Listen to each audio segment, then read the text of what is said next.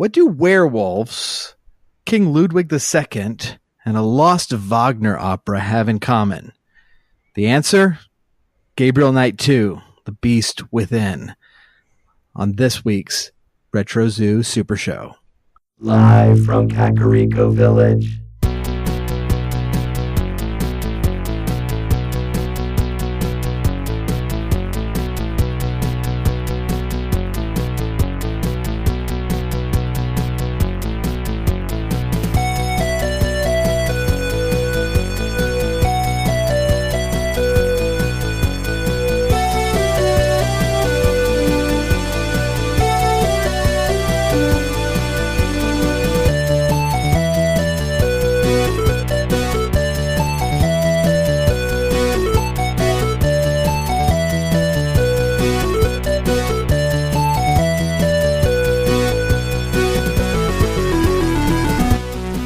Broadcast throughout the Retroverse, transmitted to the real world via a maze of wires connecting a Super Nintendo to a Wii, to a Wi-Fi network, and finally to the Internet. The Techno Funk Boy presents the Retro Zoo Super Show.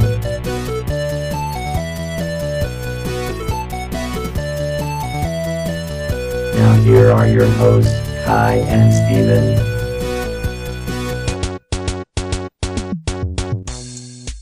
Welcome one and all. This is the Retro Zoo Super Show. I am one of your hosts, Kai. And I'm Steven. Steven, how's it going today? Man, it's going pretty good. I've been totally immersed in the StarCraft world. I noticed that because when we were trying to get you on the program last week, you're answering your voicemail just said StarCraft. StarCraft. So I had to call Timmy. Well, remember that pawn shop that was over at it was kind of on the edge of Hyrule. There was a pawn shop that had popped up, and I don't think it's open anymore. But when it was open, I picked up this proxy beam and didn't know how to use it, but figured it out over the last weekend and was able to beam myself into the StarCraft world and watch everything. Watch basically what's going on in the StarCraft World Championship Series. And I was totally immersed. I couldn't actually get out. So, but I didn't mind because I was having a blast, and I didn't miss you guys that bad. Sorry. It was so awesome. We were fine. We were fine. Timmy was mostly okay. Oh, Timmy was there? Hey, he's a good we are chap. Produced, as always, by Drum. Drum, how's it going today? I am functioning normally. It's always good to hear. So, yeah, that's good. So, we had some homework for the week. Yeah.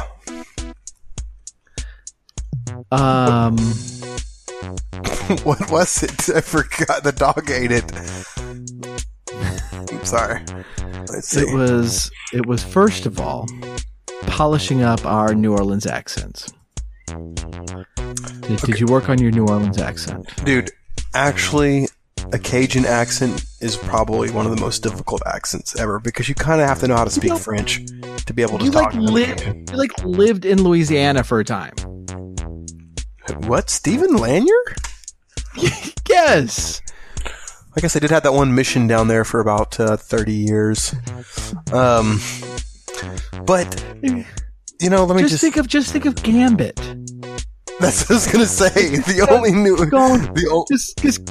me mon frère, and I think that's mon ami. Mon ami. Dude, mon ami. That's all I can say. And like, I don't know. That wasn't even that good. See, that's why I didn't even try, because that's one of the most difficult. Look, Gambit failed it horribly, and I can't even do Gambit. Like, listen. Do not criticize Gambit, and that show was great. It was a great show. In fact, it's probably one of my favorite cartoons of all times. But it's so good. All right, for those who don't know, when did this show air? It was in the 90s sometime. In the 90s, but sometime when StarCraft came around. Cartoon was so good. Can we insert the dun dun dun dun dun dun dun dun dun dun dun dun dun dun dun dun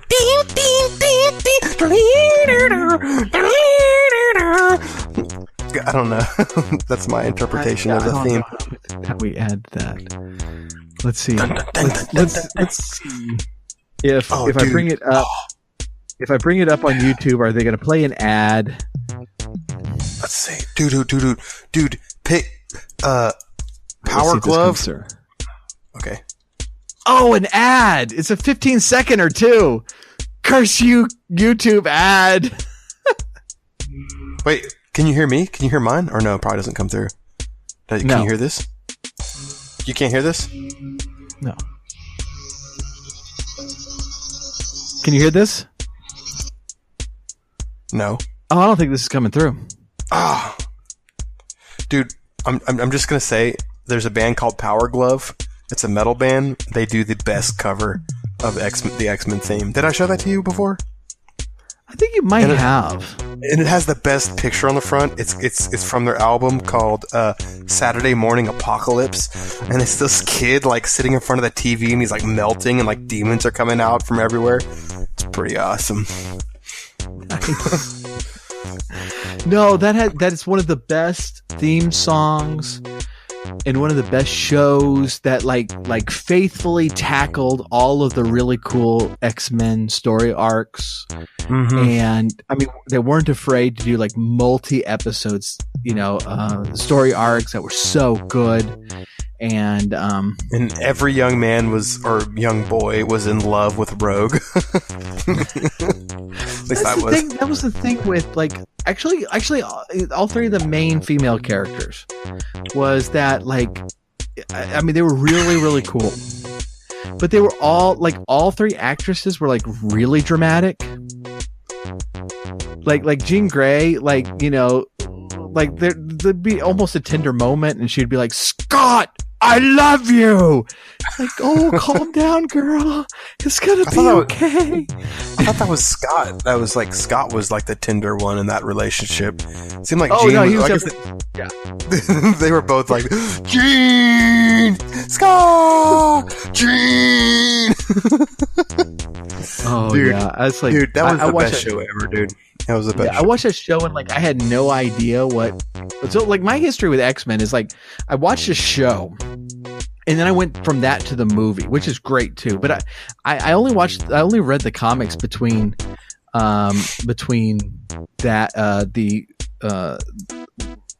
after watching the film. And so like I had no idea how Rogue got all of her powers, and it was just one of those really random things that was just like, oh, she absorbs powers and she can fly and is super strong. And it's like reading the comics, you like get her backstory, and it's actually really, really cool. Yeah, that's what I was gonna say, but I thought they did that in the show too. They may have, but I think they did an episode with like how she got her super strength and flying, because that was like she stole the powers from somebody else. Yeah, who had super strength. I may have missed that when it aired. I didn't see all the episodes originally. But yeah. So, thank you for joining us for the Retro Zoo Cartoon Network. All X-Men all the time. We're going to talk about Justice League Unlimited here in a second. No, boo, DC, boo. What's wrong with Justice League Unlimited? That was great. Dude, I'm a Marvel man. You could be a Marvel. I'm a Marvel dude, but I mean, from Batman animated series, Superman animated series, and the Justice League, and then Justice League Unlimited. That, I mean, first of all, shared universe 10 years before it was cool. But secondly, there was some great stuff in those shows. Okay, I remember the Batman cartoon. Okay, there was some cool Batman cartoons Saturday morning, and I remember one of them was there was the Scarecrow episode with Batman, and like Batman was like trapped in a dream, but he didn't know it. And the way he figured out is like he opened books to see if he could read them, and he was like, that show was so good. It's all gibberish, and like that's how he woke himself up. That was so cool, dude. Oh, that was really good. So like there was a Justice League episode. I think it was Justice League Unlimited episode. Like when like the Justice League are being framed for some stupid crap. And so of course Superman, because he's Superman, is all like, we got to turn ourselves in, all of us. And all of the Justice League, because they're the Justice League, is like, well, whatever you say, boss. Except Batman, because he's Batman, right? And he's like, well, screw this. I'm innocent. I ain't turning myself in. And so, like, the best scene is all of the Justice League except Batman, because of course he's going to save the day, turn themselves in. And like the police are like, where's Batman? And Flash says, yeah, the Batmobile lost its wheel. Joker got away. That's what I heard. No, dude. Classics. Yeah, no, they did that. It was great. That's awesome. And so, of course, then of course, Batman saves the day, and it was so good. They were playing with so many really cool elements in that. And so next we're going to talk about Powerpuff Girls and My Little Pony. So please join us after the break. I didn't watch those. Okay, well, I mean, I was figuring something tells me you didn't play Gabriel Knight Beast Within. I didn't. So I was going to give you a shot with Powerpuff Girls. Dude, I didn't play Gabriel Knight Beast Within, but I wish I had. So. All right. So last week we talked about the first Gabriel Knight game. Yeah. Which was Sins of the Father, which is a very, very New Orleans game. It travels around the world a little bit, mon ami. But terrible. Please stop. Primarily New Orleans title. Nolans. They don't even say that. They don't even say that in New Orleans. They don't say Nolans. I happen to know for a fact that it has been said. I don't know. I've been there a few times. You've probably been there 3 times. You've been to the tourist booths. Okay. Fair question. By tourist booths, do you mean Café du Monde? Because yes, multiple times a day. Yes, Café du Monde, Bourbon Street. All these places are tourists. Yeah, no, I didn't hang out on Bourbon Street, but yeah, Jackson Square. Dude, actually, all the places there. Actually, I don't know. I've only been in New Orleans a handful of times. Even though I lived in Louisiana. I know, but it's like nobody wanted to go there. It's like I don't want to get murdered. Nobody goes there, like except for people like hipsters. We want to formally apologize to the entire. No, dude, for real. Population. Actually, I did go there once for Halloween, and it was awesome. Like there was like a parade. They do parades, for holidays, and I saw the entire X-Men. Like they were all it was like all the X-Men in costume. It was after the X-Men, the first movie come out when they had the silver outfits. You know what I'm talking about? And but every X-Men. Were they going in the background? Were they going? No, I was in my head. Oh yeah, of course. But yeah. I don't remember the theme song of the movie, but it was not that cool. No, why do they not use that? You would think that they would have sought that. I don't. Maybe it was a rights issue, but I personally would have paid a lot of money. I would have had like a lesser actor play one of the spots just so that we could use the extra money to go towards that theme. They didn't need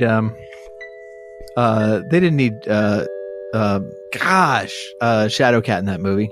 That's what I was thinking of. Shadowcat. Oh no, Kitty Pryde. Nightcrawler. Nightcrawler wasn't in the first movie. They had Kitty Pryde in the first movie? Yeah, it was a bit part. That was a weird thing because like in the first 3 movies Kitty Pryde was in all 3 films, but they had a different actress playing her in each and every one. Yeah.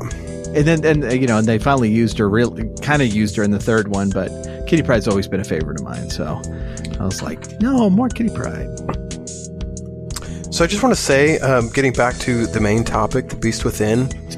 To the topic of a video game on this video game podcast. Schottenjäger. I just want to know. Shot of some Jaeger. That's even worse. Now you're promoting alcoholism. Because who shoots Jaeger unless you're an alcoholic? Oh, goodness. Okay, so before we get into the topic, all right, here's your shot. Look, we talked a few weeks ago about the possibility of me learning what StarCraft is all about in time for this little Blizzard thing that is going on as we speak, and I did not learn it, and you were gone. And so get it out of your system. StarCraft, go. I actually can't believe you're doing this. Because the only other time you've done this was like the 2nd or 3rd episode that we aired to humanity. You do not have that much time. We are going to tackle the Beast Within. I'm speechless. Okay. Okay, I want to mention a couple things. Okay, this is big. This is big, everybody. Everybody, this is big. So, quick update. There is something called BlizzCon, which most of you know about because most of you don't live under rocks. And it is happening now. Like me. As you know, except for Kai, who actually does live under a rock. In a pineapple I know about TwitchCon. Yeah, in a pineapple under the sea. Yeah, of course. Kai Pants Square Bunch. So listen. But here's that is my given name is Kai Pants Square Bunch. I think it suits you actually. Hey, but listen, everybody. And we are out of time. Oh, dang. No, go ahead. I said, listen, everybody, like 30 times. Okay. So everybody, listen up now. Everybody, this is so important. 2 things. BlizzCon, grand finals this Friday. Today, Friday night, Friday afternoon at 2:30. It's the grand finals of StarCraft. Please get on Twitch, watch it. Have your mind blown by amazing StarCraft playing. Okay. Second, at BlizzCon, it is the 20th anniversary of StarCraft. Okay, 1998 to 2018. They have... Well, then you're going to like this, Kai. This is more than StarCraft. This is StarCraft beer. They actually have exclusive... Oh, yes. Now you have my attention. Exclusive. Now you're speaking in my language. Okay, so look, maybe this is what you need to get into StarCraft. To me. You and your amazing Cajun accent, it's so authentic. need to think about this. Okay, they're at the beers at BlizzCon, which aren't available unless you're there, so we will never get to taste these, but we can dream about them. It's called, there is a Power Overwhelming Anniversary IPA, which is 5.9%. Now, Power Overwhelming is what the Archons say. Wait. No. Power Overwhelming Anniversary There's a beer IPA. called Power Overwhelming that is a 5.9? That's not overwhelming. That's not powerful. That's weak. There's probably a lot of young drinkers there. They're trying to protect everybody. So there was the Power Overwhelming Anniversary IPA, 5.9%. Then they have the Haze of a Dune Pale Ale, which is 5%. Okay, it's a pale ale. But there's no haze with 5%. Never mind. Go ahead. I'm listening. We're getting better. Hold on. Hang in there. Okay, Nidus Nectar Tart Ale. Okay, a Nidus worm is like what grows under the ground, and it's a way for you to channel your units from one base to another if you're a Zerg.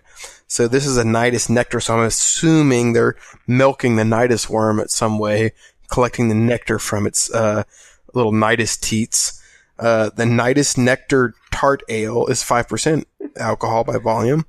And then, oh, now we're getting up there. The Stim Pack Stout, 8% alcohol by volume. So the Stim Pack is what you give your Terran Marines in combat, and it makes them shoot faster and run faster. And it's a strategy that lots of Terran players employ to make their to give their units, but it hurts them when they use the Stim Pack. So I'm wondering if when you drink this Stim Pack Stout, if somehow you get hurt. What's the percentage? I'll tell you. 8.5. No, 8. Just 8. Straight 8%. Okay. Now we're getting somewhere. Well, there's also Warcraft brews. There's the Warcraft.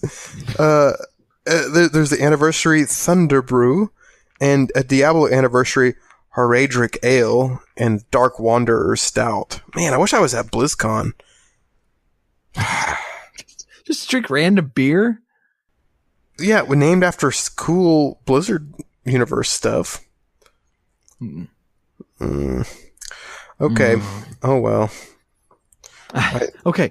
All right. Some of that, to be fair, some of that was interesting. Power Overwhelming Anniversary IPA. There used to be a cheat code to make you invincible in the original StarCraft. You type in Power Overwhelming, and you were invincible. Does that cheat code still work in like tournament play? Because they might want to fix that. Maybe that's how certain people are winning. Well, they're not morons, so no, it doesn't work. And it never worked, actually. In tournament play, it only worked in single-player campaign mode. I don't know. I mean, in League of Legends, they just found that there was a cheat code that's been enabled for like years. What? And it was giving certain teams like extra gold. No. No, I totally made that up. That's not true at all. I was about to say, like, no way. People put so much money into that. They analyze it so closely. I'm sure they'd freak out. Anyway, yeah, so BlizzCon, StarCraft, blah, blah, blah. It's amazing, and it's 20 years old, so it's pretty much technically a retro game. Yeah, I mean, I got it. Because we're talking about a PC retro game right now that's not much older. I know. And my general rule of thumb is retro is it's a cartridge. It's a cartridge game, yeah. But we've done like half our episodes on PC games. That's my voice of you. Yeah, and this one's like special because it's like 6 CD-ROMs because it's so huge. Was it all video? Like all video? Yeah, no, it's totally full motion video game. Can you ever get it? Is Tim Curry actually in it? No, but we're going to get into what would you like to talk about that part? Yeah, you know what, dude? I feel like you want to talk about it, and at the same time, I'm actually the topic of the show. It is. That's what I was going to say next, and it's also the topic of the show. And because I know I'm probably not going to get much deeper than like 7.5 millimeters into StarCraft, the ice like whole glacier that is StarCraft. If like a scientist taking like a core sample, we're getting like a 7.5 millimeter core sample. So I'm ready to back off, take my drilling equipment over to Gabriel Knight. Let's go. Okay, so I will give you your choice of topics to cover. I like choices. First, format of the game. 2, Gabriel Knight. Himself as an 3, individual? As an individual. 3, Grace Nakamura. Grace is his friend, his helper. If you tuned in last week, I would know. It's going to be okay. I'll get into that in her segment. Forget I just said. I'm trying to calm down while I'm broadcasting here. Plot. I've noticed that. Format. I'm getting myself character. Stressed out. Let's do plot. Bit. So most of you will remember when we're talking about like the sins of the father, is that it really kind of seems like a normal run of the mill Sierra adventure game, but the plot grows as you go, and it gets deeper and deeper into the past, and it forces you to kind of dig into the history of these things you're looking into, to kind of trace out these elements that are now influencing the plot in the modern day. And so the game starts you in a place, but then it kind of reveals that it's actually a much bigger game than you probably thought it was at the beginning. And Beast Within is kind of similar, but you're already expecting a lot of research and a lot of history. And so it really doubles down, and it's like, okay, this is going to be Gabriel's first adventure as the true Schottenjäger. And so we're going to make this bigger than ever. And so it starts off, it's a little bit past the events of Sins of the Father. At the end of Sins of the Father, you have taken on the role, your family's role of the Schottenjäger, the shadow hunter. And you have moved to Germany. Your book about voodoo has done quite well. Money is coming in, which shouldn't be a surprise because we retrieved the medallion in the first game. That is kind of the magical icon of the family that brings, strength and prosperity. And so we shouldn't be surprised. Money's starting to come in, and you're working on your next book when the townspeople come to your door. And there's a family who has lost their little daughter to a wolf that they are convinced is a werewolf. And French so, fries. Naturally, they come to the Schottenjäger because that's what good German families do. Come to the Cajun Schottenjäger, mon ami, in Germany. It's kind of a half German, half Cajun accent. Mon ami. And so Gabriel leaves his home in Schloss Ritter in Rittersberg and goes toward Munich, where he, and tries to search for clues of whether this is some wolf. The police believe that it's a pair of wolves that have escaped from the local zoo. And so Gabriel naturally starts his quest there, but that kind of leads him into this hunting lodge that is started by this character named Friedrich von Glauer. And there's a number of characters in this hunting lodge that seem very, very suspicious. But as you go, you learn that there's this old connection to Ludwig II and Richard Wagner, where von Glauer, to give away the entire plot. Okay. Spoilers. Timmy. If you're out there, cover your ears. Spoilers. You might want to fast forward a few seconds if you want to actually take a look at the game.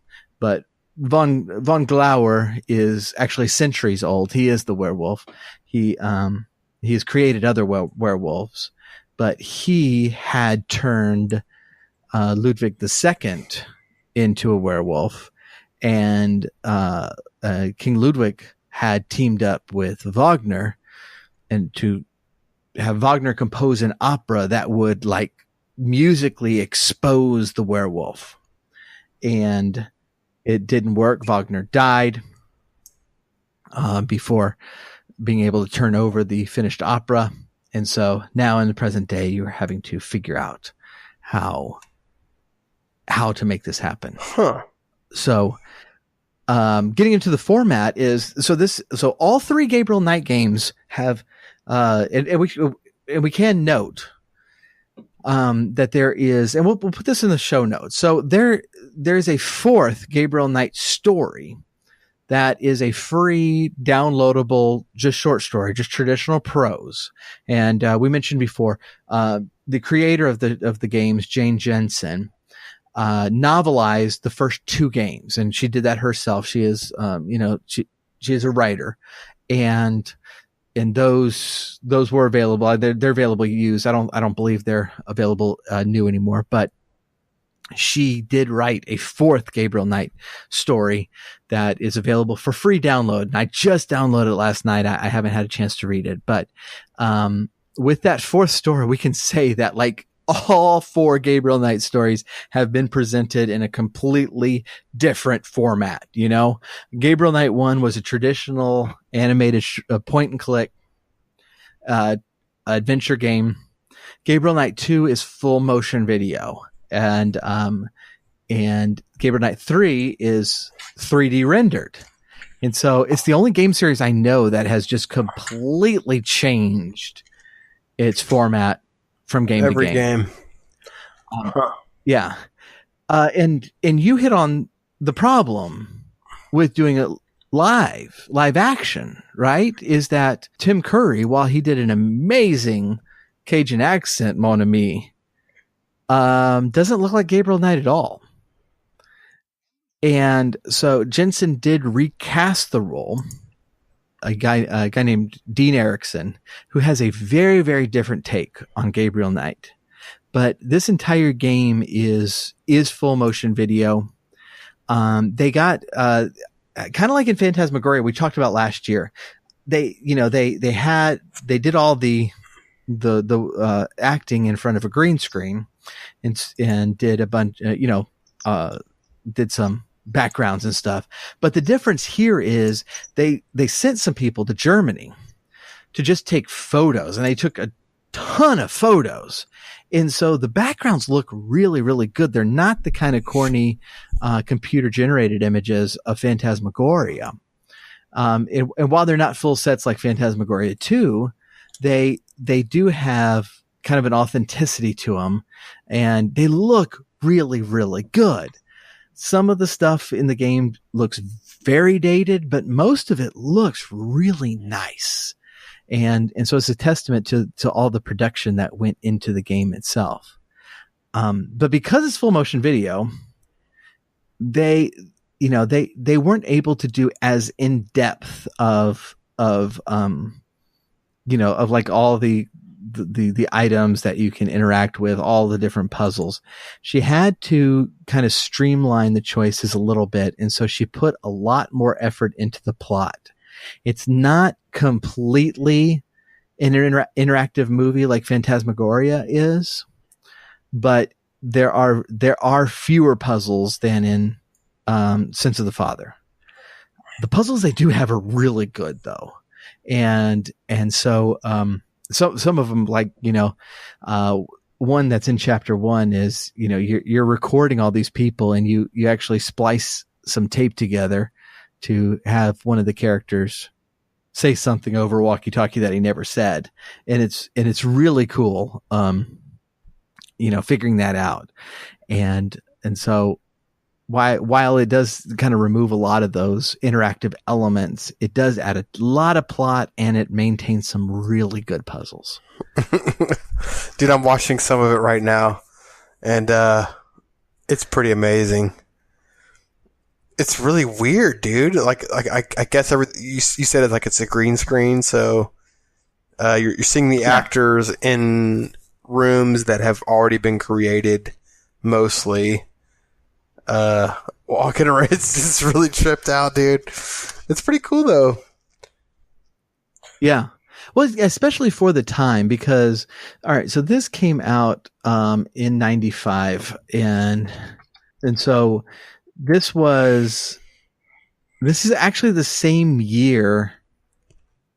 This is actually the same year as Phantasmagoria, and it's so much better. The acting is so much better than Phantasmagoria. The production is so much better than Phantasmagoria. Which I think is kind of weird because, Phantasmagoria was Roberta Williams, who is, one of the founders of Sierra Online, but they seem to have taken special care with The Beast Within. And so while a lot of it is really dated, it really does hold up fairly nicely. I would recommend to people, the whole point and click adventure has fallen out of favor quite a bit. I mean, they are still being made and some of them are really, really cool. But also full motion video games have really fallen out of favor. But if you're interested in this stuff, I really, really suggest watching a let's play of it, because the plot is so intense, and so interesting that it really does play like a Netflix series, like an 8-part Netflix series. And so I think it's very much worth watching. There's some stuff in there that's like adventure game baloney. Yeah. Right. It's just like, you have to steal this little lamp, and you also have to steal these matches in order to see down this cave. It's like, well, why didn't you just bring a flashlight, idiot? You have money and you're the Schottenjäger. Do you not have a flash? Okay. So that's kind of adventure game BS. But, there's not that much of that. There's surprisingly not that much of that. And a lot of it is really cool. In this day and age, I really don't suggest playing it unless you just really want to, just because full motion adventure games, the real downfall in them, and everyone that I've played has the same problem. It's that when you're just wandering around and you're trying to figure out how to end the chapter, right? Because it's like, it's time, and you're like, I must have missed one little pixel somewhere. Yeah. And so you're just going place to place. It still has that little like animation in between. It's like, okay, well, I'm going outside. Let me get my coat on. I was like, well, I just wandered inside just to see this one little thing. You don't have to take off your coat. But that's kind of the way the genre was. And I think that's a real problem. One really great thing they do in order to help with that is when you're looking on the map and trying to figure out where to go, there's a little hint button, and it will cause areas of the map to flash if you still need to do something there. And so you don't have to keep going back to places that you've completed. If you only have one thing to do, you can hit that button, and you at least know where to go. Right, and that makes sense. Like, as a way to keep it moving. Oh, dude, yeah, right, it's so frustrating. It would be so frustrating. Yeah, and I mean, I didn't play a lot of point and click games, but I could see that as like.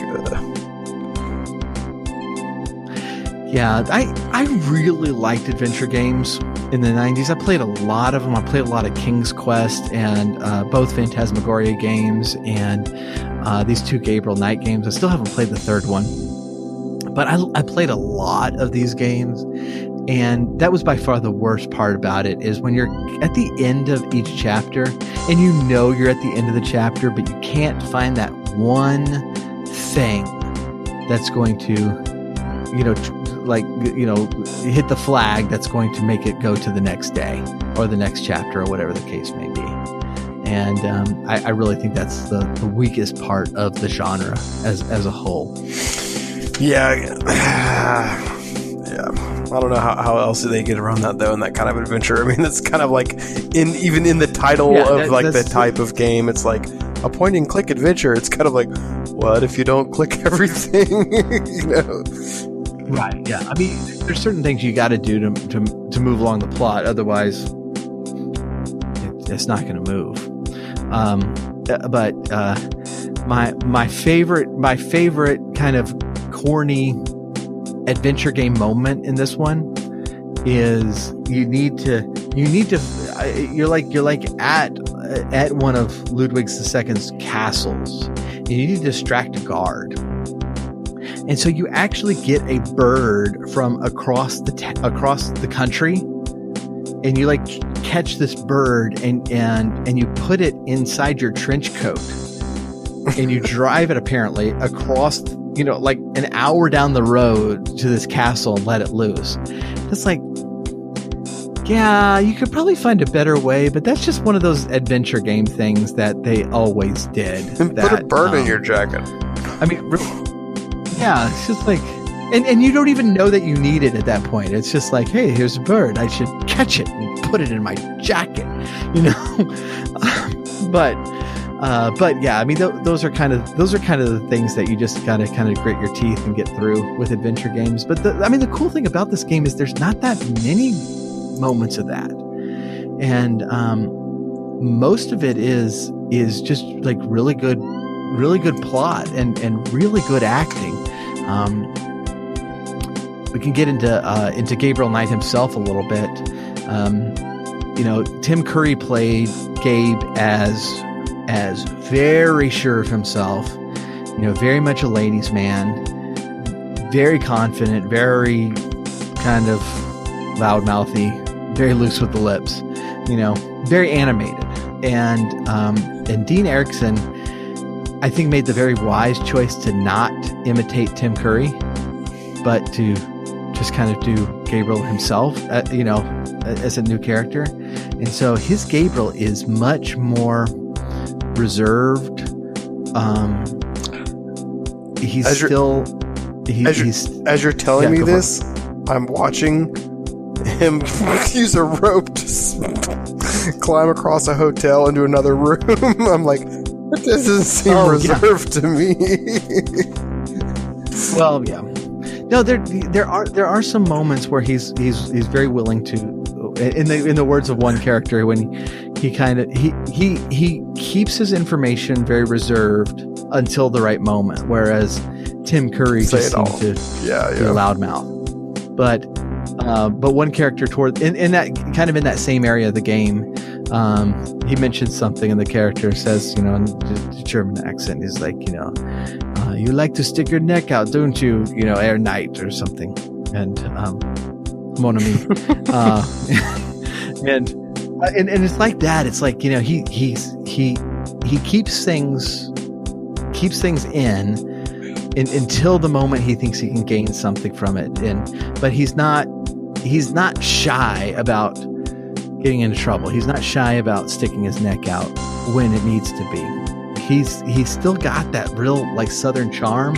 It's just not as nearly as overt as Tim Curry's was. I mean, Tim Curry's Gabriel, like, you know, like most women in the game you could hit on, and that's not a thing here. Yeah. But I also think this is Gabriel growing up. You know, part of the point of Sins of the Father is that Gabe has to like leave behind his playboy lifestyle and take on this responsibility that's been handed down to him by his family, and now he has taken on that responsibility. He's in another country. He doesn't speak the language. He's been there a year, by the way. He still doesn't speak the language, which actually says a lot about Gabriel Knight. But you know, I think a lot of that change in character comes from that. But, you know, besides the fact that we just have a different actor, and Dean Erickson is not trying to imitate Tim Curry, because that's just a bad idea. So, but he's still French though, right? He's Cajun. French, yeah. Yeah, I mean, his accent does seem more Southern in this than distinctly Cajun. But he's distinctly American South in this. He just uncovered a footprint. So the last element that I think is really, really cool about this game is Grace Nakamura. And so in the first game, she is the manager of the bookstore, and she will research things for Gabriel. You know, you kind of tell her, it's like, hey, can you research this? And the next day she'll come back and she'll present to you her research. It is kind of a really cool element of the game, and she's a really interesting character. She's a student, you know, she's exceedingly bright. She's very, very fiercely jealous, and is prone to let out that jealousy and anger. But she's also very, very capable and much, much smarter than Gabriel Knight is. So in this game, Knight is trying to keep her out of things, but she takes it upon herself to come to Germany. And so this is one of the coolest parts of the game, is that she's no longer researching in the background, but like in each chapter, you alternate between playing Gabriel and playing Grace. Yeah. And the Grace segments are you're in Schlausritter or you're in the countryside and you're researching, and you're normally researching Ludwig II or Wagner. And I do not understand how Jane Jensen does it, but the best parts of these games are the research. Just the way it's structured, the way you start uncovering things, the way you learn about these characters of the past is really interesting. And so the Grace chapters are by far my favorite in this. I really like Dean Erickson as Gabriel, but Grace herself, the chapters are the best. She, her character comes off like really strong at the beginning, because she comes and she thinks that Gabriel is dating his assistant Gerda. And so she is like immediately jealous and immediately very aggressive. And so like at the beginning of the game, she comes on really strong, and it's like, it's tough to start, it's tough to really start having sympathy for her and really get into her character. But as she goes and you just see how capable she is and how smart she is and how much she's helping, and how she develops all as well, it's, her character is really shines in this game. And, I think that was just a brilliant move that Jane Jensen did to have you play her directly instead of just having her research in the background. It's very cool. So this is the playthrough I'm watching is over 9 hours. Mm-hmm. It's a pretty solid runtime. Yeah, and that's actually the same one that I watched to kind of refamiliarize myself with the game. I played it when it came out. I did not finish it, but I played it and loved it. Some other stuff came up. That's the reason I stopped. It wasn't because I disliked it. But there's a lot of material in this game, a lot. And the game kind of notoriously went over budget, as it seems like most games do, but this one really went over budget. But you can see why. I mean, it's like everything you're seeing, or very near everything you're seeing in that 9 hours, is full motion video. It's like, okay, so there's some repeated motions and stuff in there, but there's a ton of video footage of those characters in this game. And that's why it came over so many CD-ROMs. It's because there was just so much, there's so much video in these games that you had to just constantly keep switching disc every chapter. Did you buy it or did you get it as a gift? Oh, I bought it at the time. Was it expensive? That many CDs? It was the price of a game.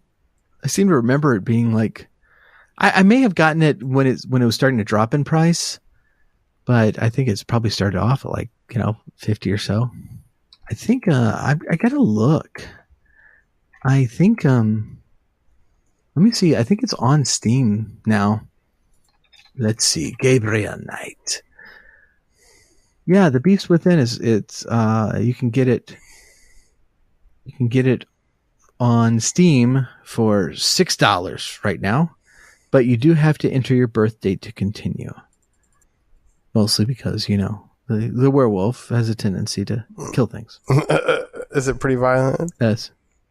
No, it's not. Not like, last year we talked about Phantasmagoria, which was a hard rated R thing. This was not. There are, there's some scenes that toward the end, some death scenes that can happen that are violent, but there's really, you'll probably see them playing through because you don't know exactly what to do. But they're well into the game and they're not that violent. Even when you're investigating stuff, you go to the crime scene and there's a little bit of blood in the corner that you look at, but it's not overly much. So I think those few scenes would rate it pretty high adult wise, but for the most part, it's considerably more tame than like a Phantasmagoria. So I just read that Jensen launched a new studio, Pinkerton Road Studio, in 2012, with the plan to make new Gabriel Knight style adventure games. Yeah, last I heard from that is that so they did the 20th anniversary game a couple of years ago for Sins of the Father. Okay, yeah, that's what I'm saying. It was released on Windows. It's on the Android and iPhone. Right, yeah. And that looks really, really good.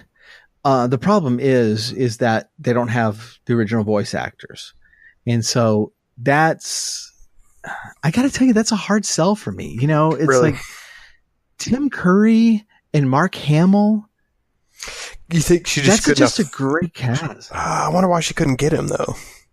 Well, the original recordings were lost over the years, and yeah, I think it was just a budget thing that bringing them back for that. This is right. Not like this isn't like an A-list game being released by the biggest software company in the world anymore. Like, I mean, Serial Online at the time was, and so they could afford Tim Curry and Luke Skywalker. But yeah, like how you but now Luke Skywalker.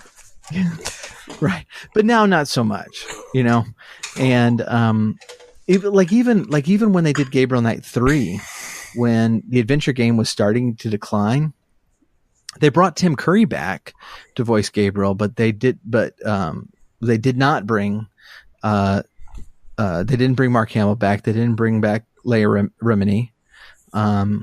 It was just kind of, they spent all their money on on Tim Curry, and so they didn't bring back the other ones. But I think that's it. This wasn't the biggest budget remake ever.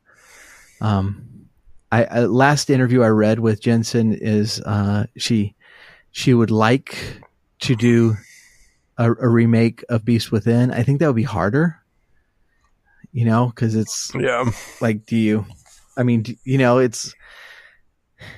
it's like a full motion video game. So do you change it to like, just a 2D game or 3D game? Well, that wouldn't seem like that'd be that hard. Just try to spice up the. I mean, you have to. I mean, well, I guess it would take somebody a lot of time to make all the it's levels. Yeah, it's stuff. Doable. Right, it's doable. But I wouldn't know what the approach was. But in that interview that I saw from her, Activision now owns most of the Sierra properties. They own Gabriel Knight, and they do seem to be interested in doing stuff like this. But at the time of that interview, the only thing they had let her work on was Sins of the Father, and not anything beyond. Not the other two games, but yeah, I know she was looking forward to perhaps remaking the 3 games and then adding to them. I think I would love to see like a Gabriel Knight on Netflix or something, like a Cajun in Germany, fighting the supernatural. I think that's a winner of a show. A Cajun in Germany fighting the supernatural. You'd watch that, wouldn't you? I'd watch that. I don't see Cajuns doing a lot of fighting. I guess that's part of my problem, like with the whole Cajun thing. It's like, why are you trying to Cajuns like alienate cooking and hanging out and drinking good. Well, they can have some jambalaya. Beers. They can, beat up a vampire and then have. I just don't see Cajuns doing that. But maybe the power of love that they exhibit through a good party is actually their way of fighting, and I've just missed it this entire time. Probably so. It's been right before my very eyes. To New Orleans. You're not seeing the ongoing battle there that people are waging. I'm not seeing behind the veil. Yeah, there's a. I have scales on my eyes. That's why you're not the Schottenjäger. Ah, crud. The Schottenjäger, is that how we pronounce it? Yes, it is. Okay. Just making sure. Not the Schottenjäger. Schottenjäger? Schottenjäger. Say that 5 times fast. I'm going to do it. Schottenjäger, Schottenjäger, Schottenjäger, Schottenjäger, Schottenjäger. No problem. This is what our show has turned into. How many times can you say that 5 times fast? Right. Oh, goodness. No, that looks, it's a cool looking game. And watching the playthrough, I was, impressed. And it's kind of funny because, I remember, Sierra, when I was a little kid in the early 90s. And so just kind of going back and seeing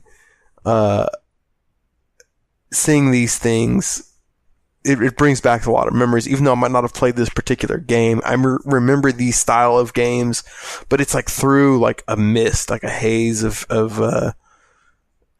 time, and it's just like, dang, like I don't know. It's weird. It's kind of sad in a way. It's like I kind of want to go back in time. Like I wish games could start over. Yeah. Well, and of course, I'm older than you. And so when all this was hitting, I was in my teens. And so like the really prime King's Quest years, like King's Quest 5 and 6 were coming out when I was in my mid-teens, and the age of the Realm Online. I mean, we've talked about that many times now. And I still playing that game. That was coming out at the same time, and it still has that Sierra vibe to it. And, Quest for Glory and Phantasmagoria and Gabriel Knight on the more adult side. The game, the company was just churning out some really cool stuff, at the time. And unfortunately it went south very, very quickly, but that's a story for another time. Dude, you know what we need to do? Is we need to keep up the theme of some old school PC point and click adventures, because we've talked about it like on our first episode or second episode. We talked about Space Quest, and you've never played Space Quest, and I haven't played it since I was like 6 years old. So we should both do a playthrough at one point of one of the Space Quests, or somehow find them and give it a shot, dude, because it sticks out of my memory like greater than any other point and click adventure, because I did play some King's Quest, and I think actually mostly I did not play these games. I was like, I sat by the shoulder of my brother or my dad and watched them play them. Yeah. So anyway, it's a fun time. It was a cool time. Right. And Space Quest, also Sierra, it just glancing at it, it looks like, it was coming out pretty soon after King's Quest was really, really starting up. And from what you've told me, it has that same sort of humor to it. Yeah. That King's Quest had, a lot of the point and click adventures were very, very, very firmly tongue in cheek type games. It feels like they got a lot serious later, like not until like Myst and Phantasmagoria and Gabriel Knight and these sorts of things did they start getting serious. I'm probably, I know, I say that people are going to write. I know that there were probably some serious ones in the background that I wasn't paying attention to at the time, but just as far as like really prominent titles, a lot of them were very tongue in cheek through the 80s into the 90s. Well, you kind of have to be with the graphics. Oh yeah. Yeah. Well, yeah, and so the same sort of stuff that Lucas, what were they called then? Lucas Games or LucasArts or whatever they were. Yeah, LucasArts. At the time, they were doing the other great point and click adventure series like Maniac Mansion. See, I don't even know about that one. Oh, dang. You don't know Maniac Mansion? I know, dude. This might have to be like Okay. We got to hit it every month or something where we talk about these crazy old PC. Because I don't know a lot of them, but it was a cool time because it's kind of the birth of the PC game, which we know ultimately overcame the cartridge, era. Well, I don't know about all that, but yeah. So the other big one on LucasArts was Monkey Island series. See, and that sounds really familiar. Incredible. Yeah, no, that was huge. Yeah. I think I did play this one. Yeah, that was a huge one and really, really great game. So yeah, between the two of them, I mean, it's it's like there are adventure games being made today, and I was watching one the other night. They're really, really cool. They're really cool games. But man, in the 80s and 90s, you could not get away from the things. But it was a great thing that I enjoyed them because otherwise, you're just out of luck. Because these things were all over the place. Yeah, well, and there wasn't much else they could do, really.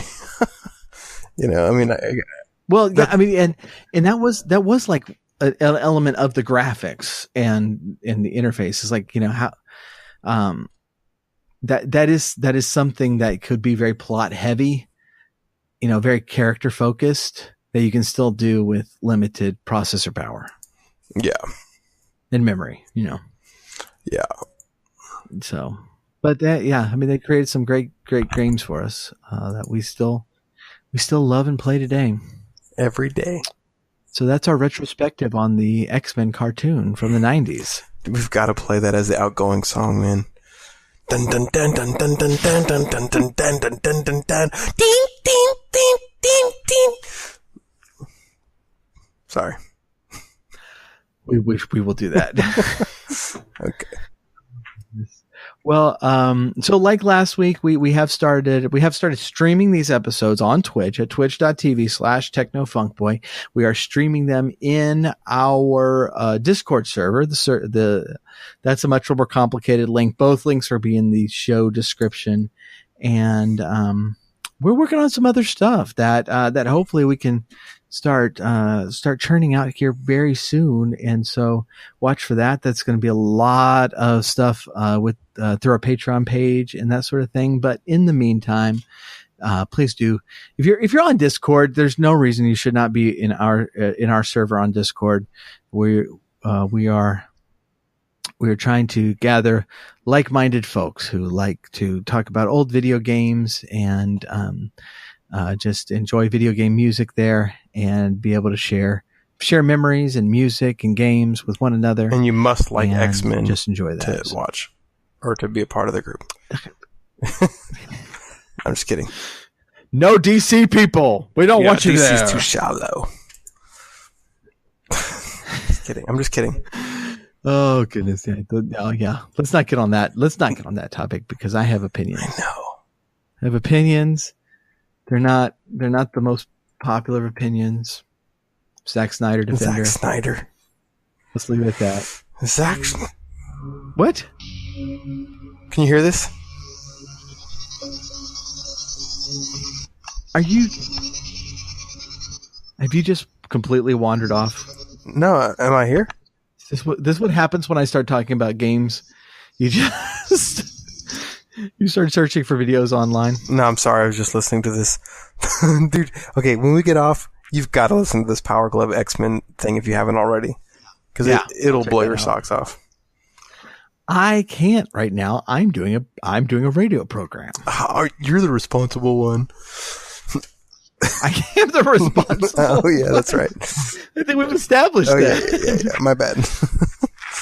Well, thanks for having me back. All right. Well, let's end it there. Always glad to have you guest. Cool. So I don't know if it's going to be next week, but we are.